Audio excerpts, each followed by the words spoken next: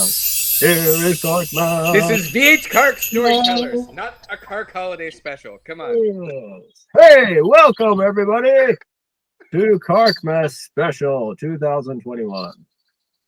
All right, so I think the idea here was to like talk a little bit about the album and give people some insight. So I think the big thing a lot of people might wonder who have followed you and I's shenanigans is what the fuck took us so long to make a follow-up to Super Hella Mega Epic. And That's right.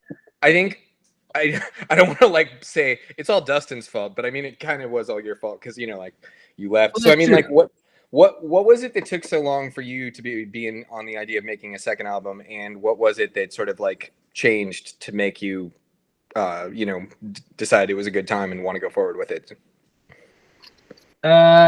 Yes. So first of all, no. So definitely it took me getting over the fact that I'm never gonna have a drum set in my house ever again if I'm living in Tokyo, you know. Well, so yeah, so like how big is your apartment in Tokyo?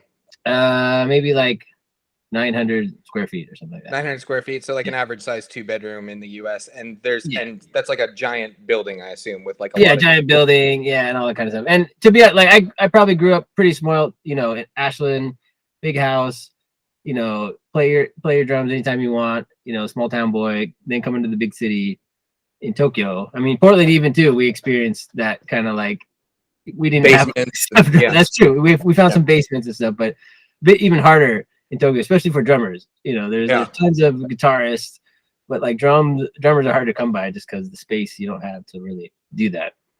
So it really just took you a long time to kind of get over the idea of playing acoustic and come around to playing an electric kit. Well, yeah, really I always knew, electric drums might work and fit in a space like that. And like Japan's probably the place that created electronic drums for that very reason. You know, but like I just wasn't down. Like even electronic drum was a bit too big.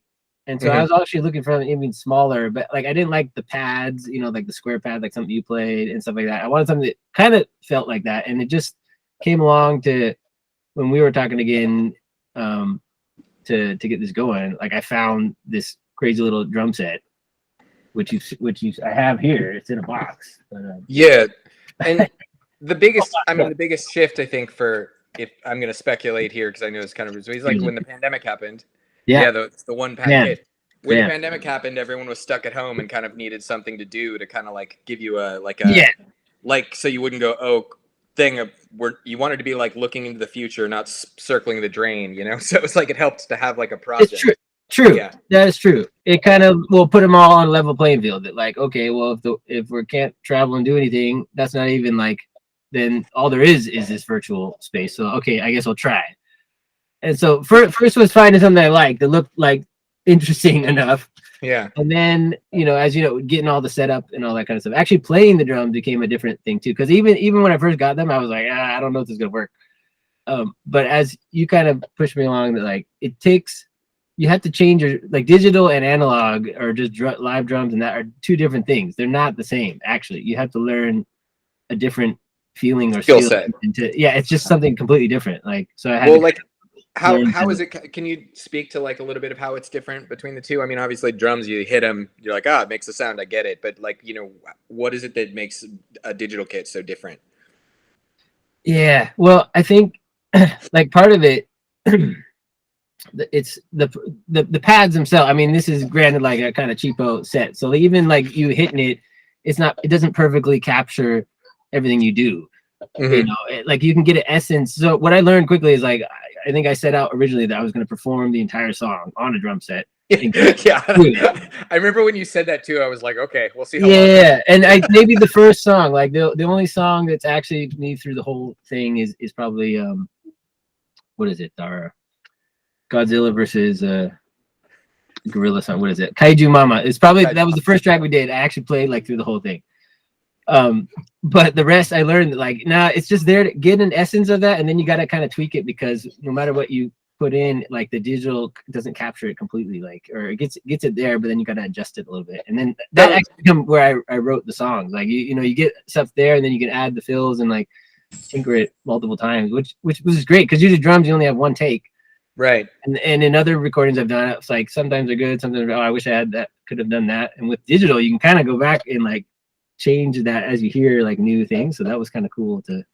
So the idea is more that you do like a kind of a general pass through and then go back and do digital editing and sort of like write in the different stuff. Yeah. I mean, are you writing in stuff that you might not even be able to play live, or is it writing stuff that like you just didn't think to play when you were doing it the first? No, so definitely was conscious that like this is something I can play, and I always had that in mind. And even with the fill, like okay, you know, I had the drum set in mind, like, okay, if I was going to start with my left and right on this fill, can we make sure? And, but even sometimes, yeah, the capturing of the digital drum, like screwed up where it captures something that probably I couldn't play. So I even took out those notes to make sure, like someday, you know, it would be like the ride is playing and the hi-hat and the snare. It's like, wait, no, I don't have 3 arms. Like, how could that, I had to I cleaned it up to make it actually sound more like that. Cause well, you don't have 3 arms yet, Dustin. You know? Well, I could, you know, yeah.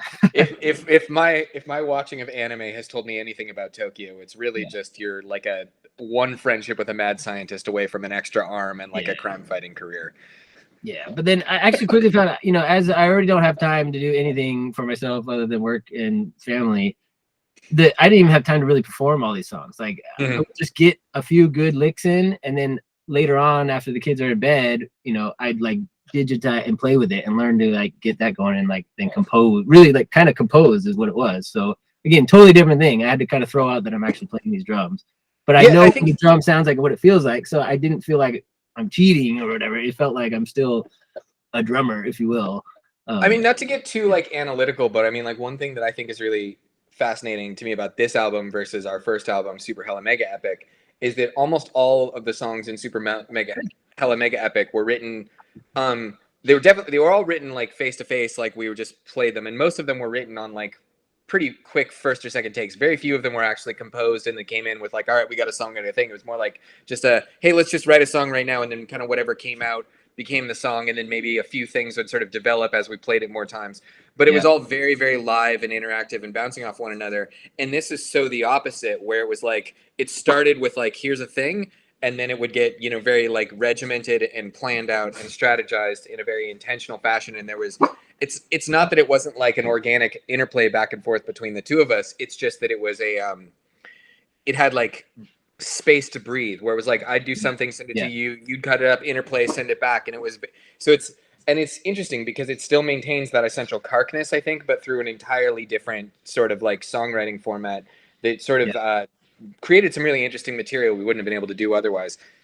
Sorry, my dog is barking down here, and I'm trying to like bring him in. Bring the dog. Hey, doggy. Hey, doggy. Hey. Yeah, and I agree, but I think what kept it still feeling Cark is because it still had that same essence. Like we started with like basically like a title, like this would be a cool song, and then or like kind of how we originally did it. Like things, so and you know, some of those were notes I had, and some were like new things that came up, right? Yeah, and I think that they built in the same way. Just more time gave it like more of a. Our songwriting process, I think, you know, was an interesting one where it's like, you know, it had oftentimes just been like you would said something like, we should have a song called this, and we'd say okay, and then we just feel it out. Yeah. And this time it was more like, it was like you made a spreadsheet where it's like, here's things I think we should have songs about, and I would go through them and be like, okay, and then I would like, you know, make a little demo on my phone, and I zip that off to you in Tokyo, and then you would, you know, play some little drums to it, and then send it back my way, and then we'd sort of do this back and forth of editing. And it's fascinating, like how none of that would have been possible without the technology that we were working with, you know, without video chatting and, you know, compatible recording software, even just having recording software. I mean, Super Hella Mega That was a challenge just in the beginning. Can we get this up and running? Yeah. But I mean, it's like, it's interesting because none of it would have been possible without like a lot of technology that's been, you know, created in the time since our first album. And yet at the same time, it's still really some, you know, sort of simulacrum of the exact same kind of interplay between the two of us, and I think it created some really interesting stuff. So, you know, I think so I think we wanted to share some of the songs and talk a little bit more specifically about them. So, like, let's start. Let's just take real quick right now, take a break, and show everyone the first single, the video. We made it. I hand animated this. So I was just decided to teach myself animation as a project. It's called but this first single, It's called Can We Rock? And then we'll talk a little bit about it afterwards. So let's watch that right now. Can we rock? Can we rock?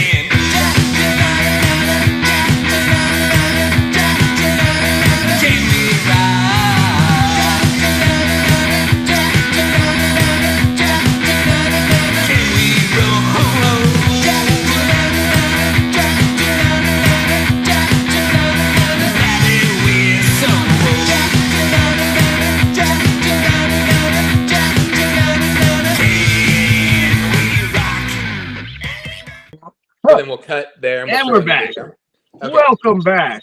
And we're back. So can we rock?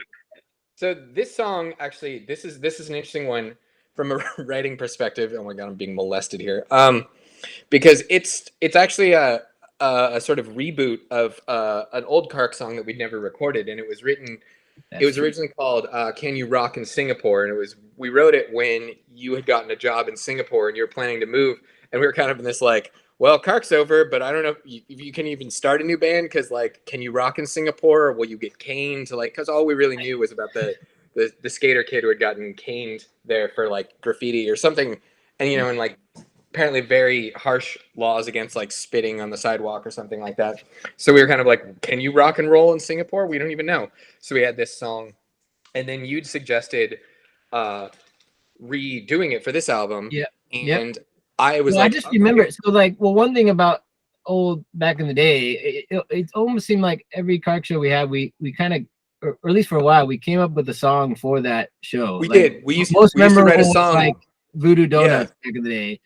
We made like, that, but then this one, like, Can We Rock is more like, I guess it wasn't Can We Rock then, but it was like. Well, we used to write a song specifically for every gig. We had the donut song, and then we had one called Vote Devaney Woon, and then we had one for live Fridays on KPSU. Yeah. And I think this one we wrote for a strange gig at like an auto repair shop. And I remember it was like we were playing like in the with the garage doors open, and while we were playing, someone a Mexican guy came in and he started speaking Spanish, trying to ask to buy bicycles from us, and I was like, I was trying to like go through my like really terrible Spanish, going like, no, we're not a store, we're just a band. I don't even know what this place is. Like, yeah. So we wrote this song for that gig, I think, because it was like the Singapore song. I remember it being for that, but maybe all I know is I barely remember. I barely remember even playing it. Like our last show, I barely even remember. I just remember like the chord. It was always in my head. We never recorded it, and just for 15 years, I just knew like that's all I had. Right, I had the name. Well, that's the funny thing. Like, gosh, did it, and then like remembered it. Yeah. When you were like, we should do that song, I was like, sure. Do you know how it goes? And you're like, no, I hit things with sticks. And I'm like, okay.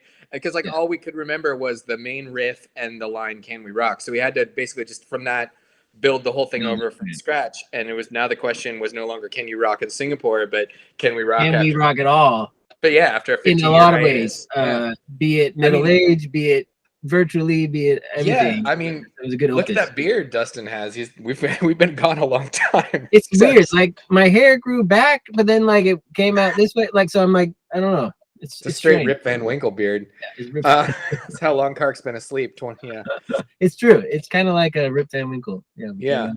So So that was Can We Rock. I mean, that one came together really fun. That one was fun too because we ended up adding in a lot of synthesizers and layers of guitars and stuff that we wouldn't have been able to do. Because originally the first time we played it was just guitar and drums.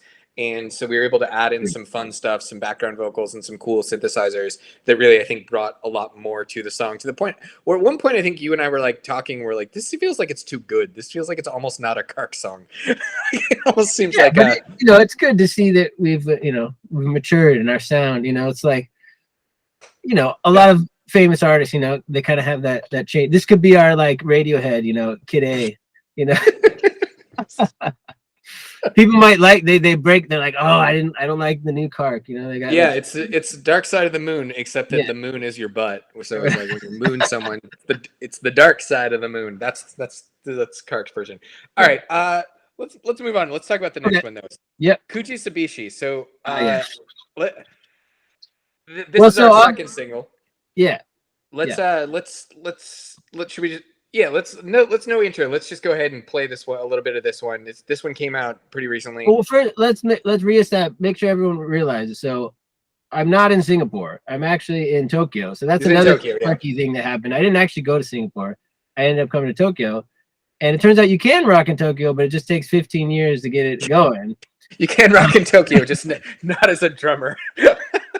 But leading up to this, I think like there is like the 3 songs specifically on the album, including this one, that are Japanese themed. That actually just came from you, Josh. I'm the one in Japan. I didn't have any good ideas, but it inspired you to write about Japan, which I thought was pretty cool. Yeah, and even speak Japanese. Kuchi Sabishi is a great word.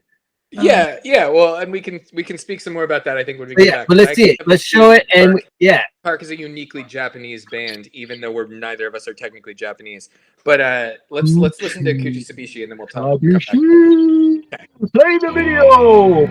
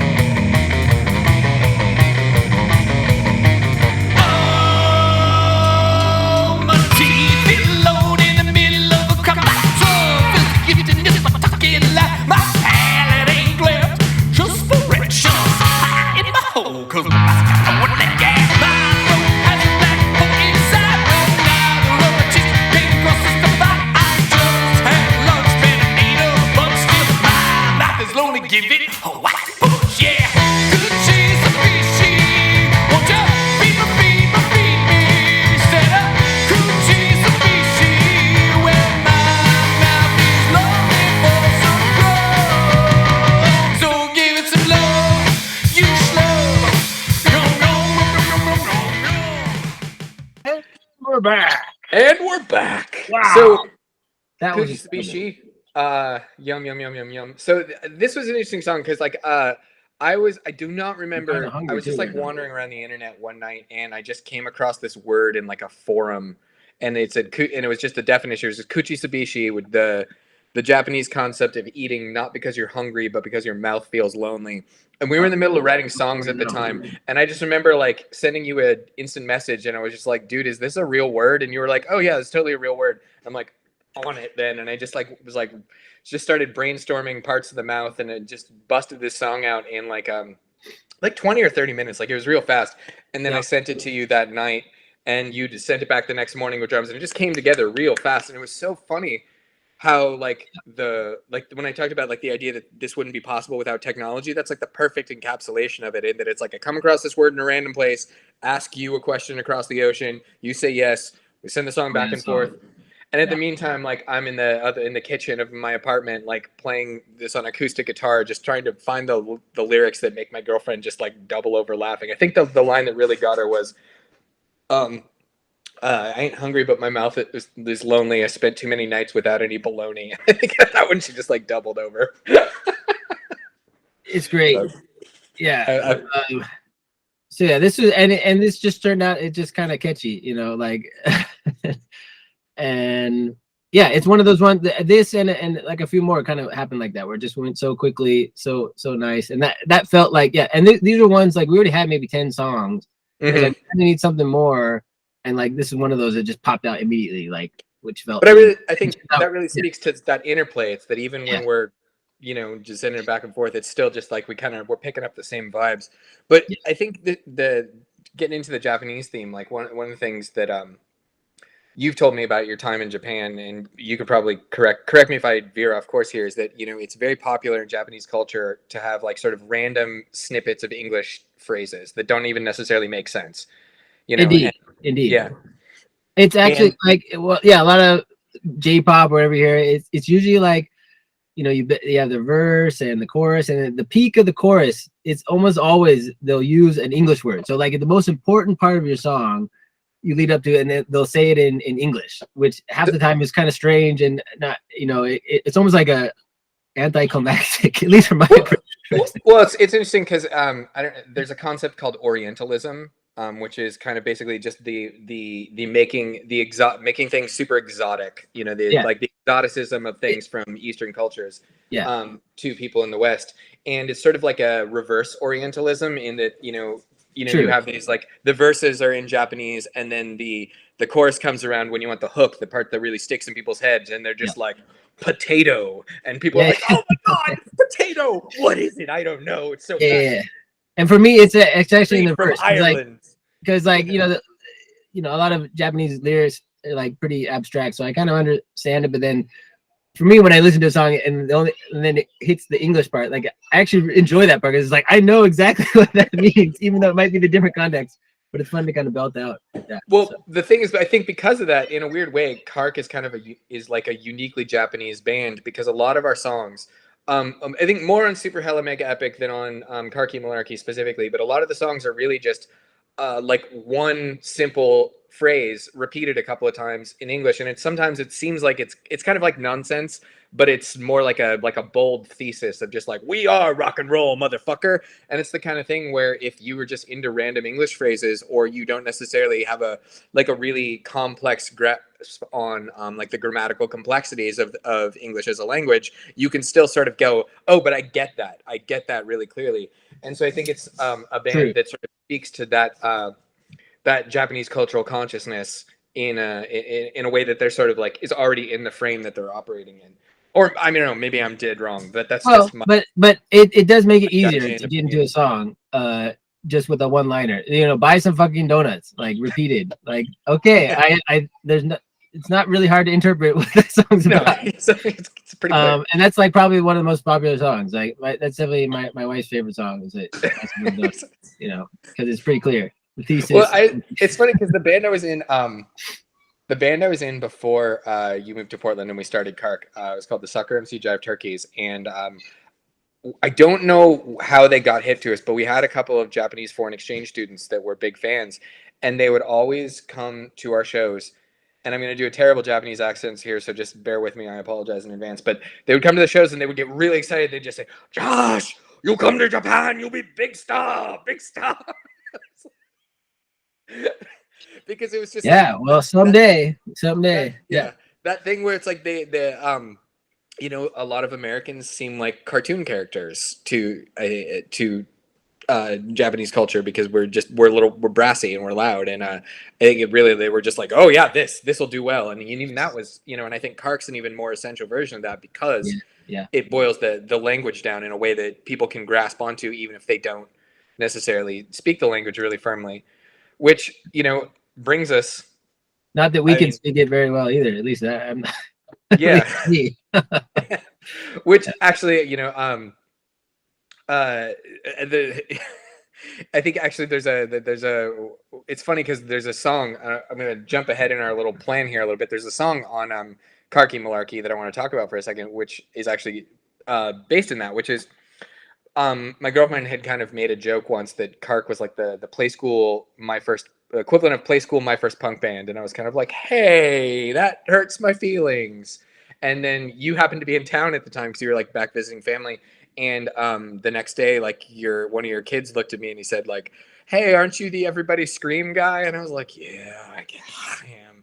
And it's funny because even kids for whom English is a second language, they could rap on, they kind of lock onto it in the same way. And so one of the songs we actually did on this new album was kind of our take on a kid's song. We call it Cark for Kids, but it's just about making weird noises with your mouth. It's kind of a lot of fun. Let's hear a little clip from that right now. Let's just listen to that, because you can. I think you already heard some crying in the background. That's part of the process. We put it on the record. Even the kids are now ingrained, and they're super stoked about it. So here's Cark for Kids. Cark for Kids. 1, 2, 1, 2, 3. It's fun to make noises with your mouth like wah, wah, wah, wah, wah.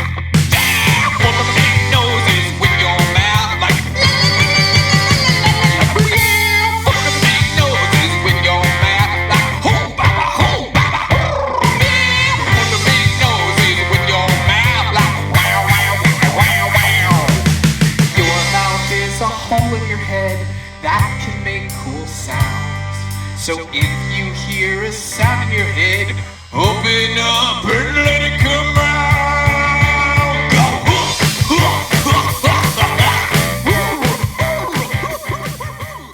Go. All right. Hey, Cark for Kids. It is fun to make noises with your mouth. So that one. What did you think of the recording that one, Dustin? Like, 'cause I know, because when I sent that to you, I was kind of like, hey, here's a weird idea. When you got that demo, did you kind of question this entire endeavor, or like what happened? Well, no, I also, I think the thesis behind, or what, that this, we're like, what kids music for adults or something like that. The fact that it's something that sing along vibe, getting the crowd enthralled, like a kids show, kind of like our shows, right? Getting that crowd, hey everybody, like that's kind of what we get those drunken, that's kind of maybe the mood you get out of it. I think what kids really like is a touch of anarchy. Like, because everywhere kids go, that people are like, stay in line, be quiet, don't move. And so they really like it when you're just like, cut loose, go nuts, scream your head off for like 2 minutes, and they're like, ah, and then they fall asleep because they get worn out. And I feel like to some degree that's what a really good rock show should be like also. So to me, it's like a lot of crossover. It's just the lyrics are a little they're more childish, I guess. Well, that's it. So it's even proven. It's like usually Cark would just have a one-liner, but like for kids, they might not get that. So like just having sounds is even better. So they know sounds, and so it's already proven. The kids, it's their favorite song, but they're personally on the track too. So they want to hear themselves too. So it's a mix of the two, but they can actually kind of sing along. And they go, brr, brr, what did he say? Did he say brr? Like, that making kind of thing. So definitely. Well, it's funny too, because like one of my all-time favorite songs is it's called "Violent Love" by Oingo Boingo. If you don't know Oingo Boingo, it's Danny Elfman. He's a very famous film composer. Before he was a film composer, he had a rock band called Oingo Boingo, and this track called "Violent Love." And the end of it is him just making like deranged noises, like he's like choking on a chicken bone or something. But what's so funny is, like, to me, when I was like a middle schooler, high schooler, I heard these and I remembered all of the noises as if they were lyrics to the song, where it's just like going, wah,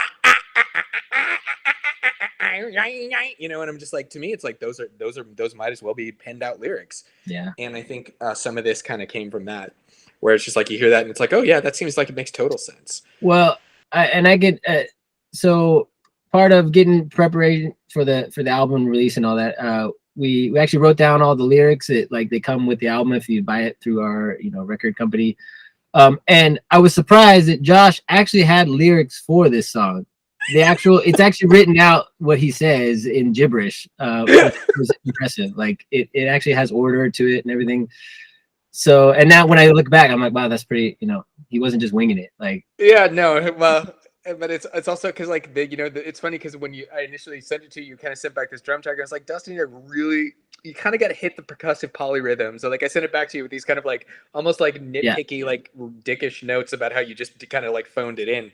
But it's because there's all this it's actually a really rhythmically complex song, because it's all of the drum hits that you do are like in time with this nonsense gibberish stuff. And I think some of it is so subtle that it's so subtle that you wouldn't even notice if you're not looking for it. But when you hear it, you're suddenly like, oh man, there's some tech stuff going on in here, because like you really just kind of like brought everything out from, me just going like, wah, bah, bah, bah, bah, bah, bah, and you're like, but it's like in perfect time. Yeah. It's pretty good. So Maybe I'll do one. Yeah, I'll do one because so one of my favorite songs on the album is probably the most disturbing one, at least in title. You know, it's the second title on the track on the album.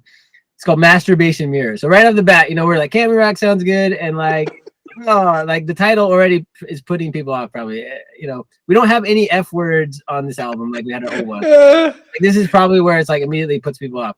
But I think it's the best song on the album. And to me, the story. Now I know you're gonna correct me here, but this came back from years ago. I think like this is after I already came to Tokyo, but still following you. I think you were living in Idaho still, and working in the paper, and I think where this came from, I guess this is all a culmination of you creating trouble on the internet and getting internet trolls coming out with various slurs on how much they hated you. And what I understood it was that you created some turmoil over the band Nickelback, which I think it's not. But anyway, people know about Nickelback and the whole I don't know. Anyway, you constantly maybe you can tell it better there. Well, it was actually one of the slurs was, "Hey, Josh, you fucking idiot, you must masturbate in a mirror," or something terrible. But they use this word that you masturbate in the mirror to yourself to show your vanity. You're pretty close. It was a review of a local band called Lenotts, and it was the guitar player from Built to Spill's kid. It was like their grown up kids had a garage rock band, and I wrote a review of their album. And the singer did a really classy move and jumped on to comment on the review in the newspaper. And it was just like, "How many times did you jerk off into the mirror while you were writing this?" I was like, okay. Classy move, brother. Yeah. He used to then, it was funny, I would see him at the bar and he would anonymously send me shots of like green pucker apple schnapps just to like try to be a jerk. like the bartender would be like, "Hey, this was sent over for you." And I'd be like, and this is the spawn of Built to Spill.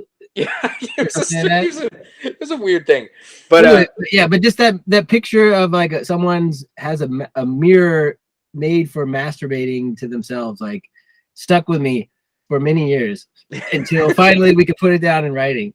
Yeah, so you put that one on the song idea list, and it had to be the one. It just kind of happened. It was one of those ones where it was just like once something pops into your head and you're just like it. Well, it's funny because the last there's a song on our first album on Super Hella Mega Epic called Bad Habits, and I actually wrote that while I was riding my bike through Southeast Portland. I didn't have my guitar with me or anything. It just popped into my head, and it was like, you know, like the riffs and everything. And I was riding my bike to meet my friend at a bar, and I ended up riding around the block like 4 extra times because it was just happening in my head, and I wanted to like get the whole thing out. And it was just like, okay, I had a louder bat, you know, and then did that. And this one kind of happened the same way, where it was just like, and it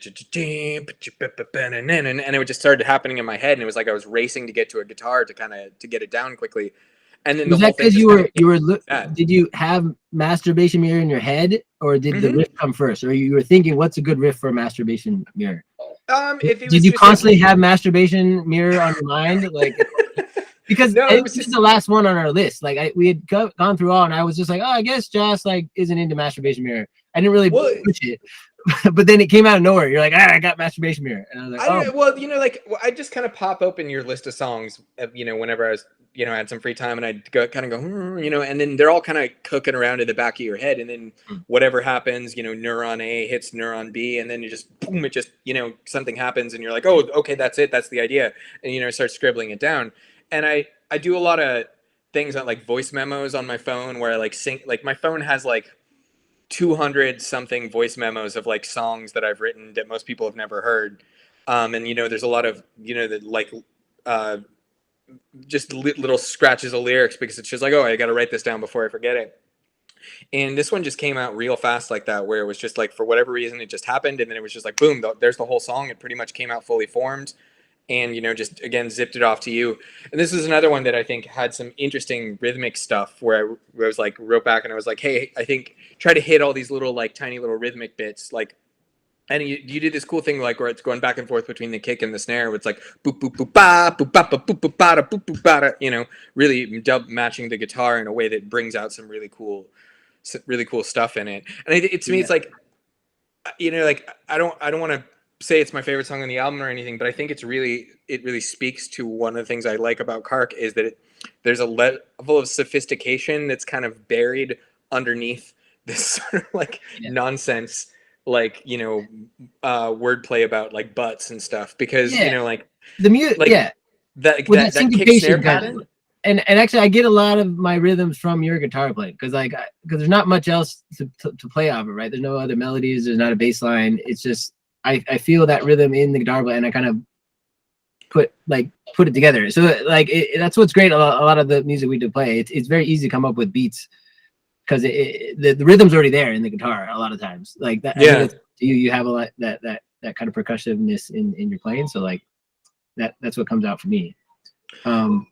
Well, let's hear it. Let's play this. So we should play it. That's right. Let's get some of this masturbation mirror going. So. On three, masturbation mirror, go.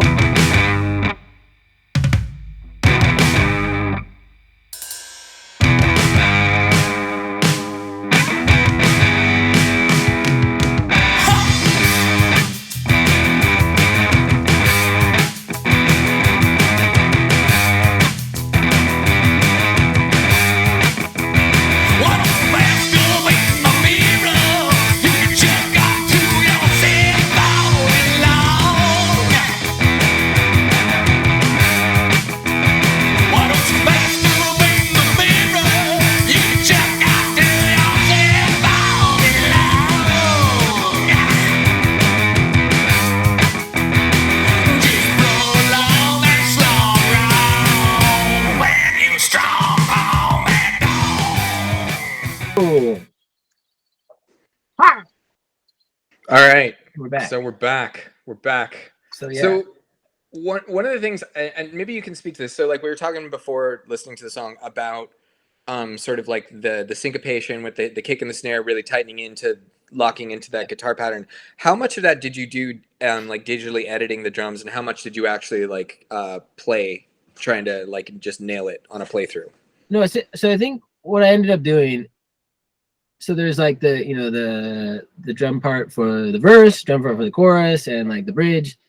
Like I basically go through the song, and play it at least 4 or 5 times, and so I had enough. It's more like getting footage for a video or something like that. Like I just got a bunch of footage down on paper. Now I wasn't worried about it being complete in like a song, just like if I go through that rhythm part here as many times, and then I pick out a few portions of it that like I captured it well, and then took it from there. So most of it is all live in here, and mostly I would say a lot of the fills are, and that's usually what happens to me. Like fills, I'm not always like the beat I remember for the song, but usually fills I am almost always winging it for most of my playing. Like but in this part, I got to capture some of those winged fills, and then I had more time to think about this fill would really be good. So I say the fills are probably the part where I kind of had time to really think what would be good, because you get to hear it so many times, and in a normal recording of drums you just have one track. You can't go back and just do the fill really. Right. With the digital drums I could just like say, it'd be really nice if I had one more hit here on that fill, still making sure that, like, conceptually yes I could still play that, and keeping in mind like where my left hand and right hand would be if it came down, so it doesn't sound like completely off there. So yeah, like I mean in the end, it's all really coming from me, so that's what I'm happy about. Well, one of the interesting things, like the possibility that this opened up, since you're using the digital drums, which are basically just MIDI triggers, and so they're basically telling the computer play a kick drum here, and then you tell the computer which kick drum sound you want it to play. It really opens up possibilities for some other interesting stuff that we're, like we have these MIDI files now of your drums, and if I think if you buy the album from Bandcamp, you get the MIDI files, right? That's right. You get every MIDI file of the track, which is you can do anything with. Yeah. So if you're like a music producer out there and you want some like cool ass drum tracks, you can get some genuine Dustin Wasserman drum tracks there. But it's also one of the things that we were sort of talking about is like a future follow-up project is, now that we have all these great MIDI drum tracks, if I go through and record plug in my guitar parts as MIDI, then we can do electro remixes where we can actually just make it all like synthesizer little stuff. And we were talking about having it be a project sung by what's her name? There's like a Japanese pop star. Hatsune Miku, yeah, Vocaloid, all that. Hatsune Miku, yeah, she's a virtual Japanese pop star. She doesn't exist. She's just like a computer algorithm and a hologram.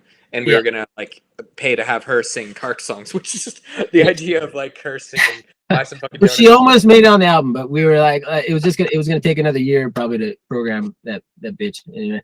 But we'll save her, yeah. But that's still that could happen really easily, yeah. Because you know, no longer the age of the standing drummer, we know, and no longer the sitting drummer. It's now the digital drummer potentially. Yeah. So we gotta live with it, you know. Well, you can't stand anymore. You got knee problems, back problems. Yeah, you know? Exactly. You just gotta, you gotta digitize yourself, unfortunately.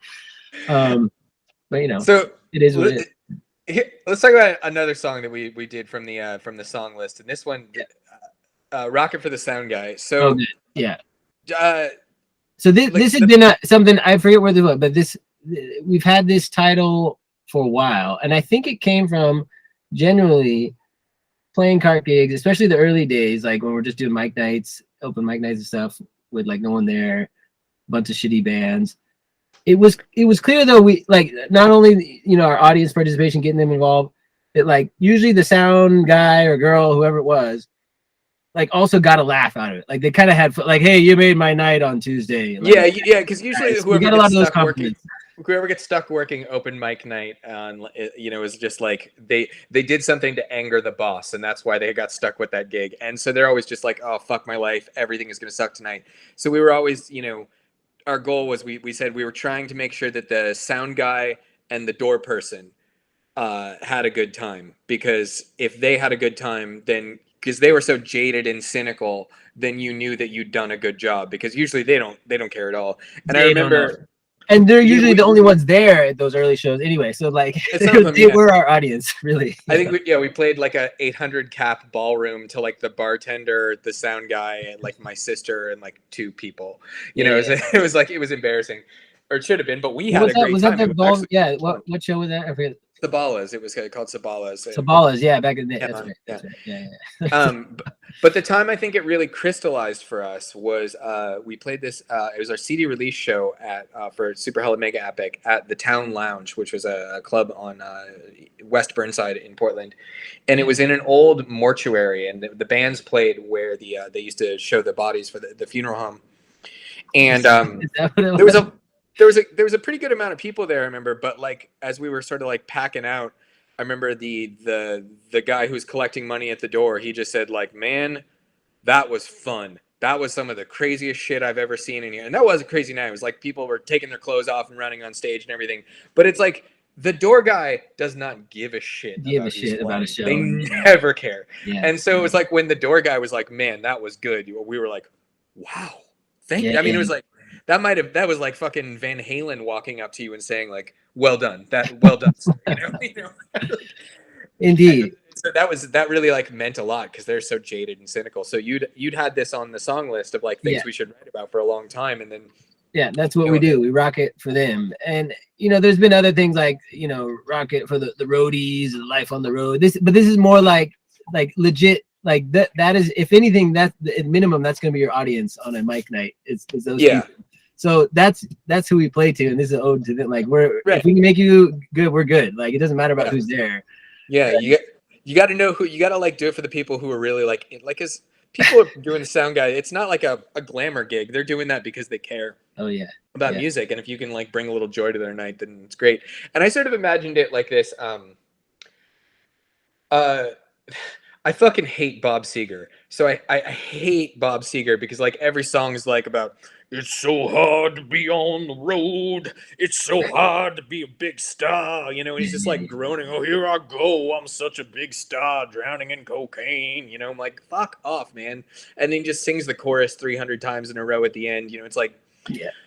But I sort of imagined it like in that world though, like a sort of like 1970s like stadium rock sort of like narrative about like the hard rockin' band that's just been out on the road forever, playing to empty rooms, but they're doing it because they want to bring a little bit of joy to the sound guy's life. And so we sort of wrote it as like an acoustic ballad. I remember at one point you wrote back to me and you're like, this song is so long. It's like It's most our Cark songs longest are like song. 2 minutes, and this Yeah. one's like 4, and you're like, no, this is too long. Yeah, but it did no. But let's play it. Let's go ahead. I mean, this is our epic Yeah, let's ballad. hear it. Although it's like 5 minutes long, but I think it flows. It has a lot of changes. You know, It's 7 minutes long if it's 30 seconds. Yeah, a lot of stuff. So yeah, here's Rocket for the Sound. Rocket for the sound guy. Cark is on the road again, rocking hard, making friends after the show.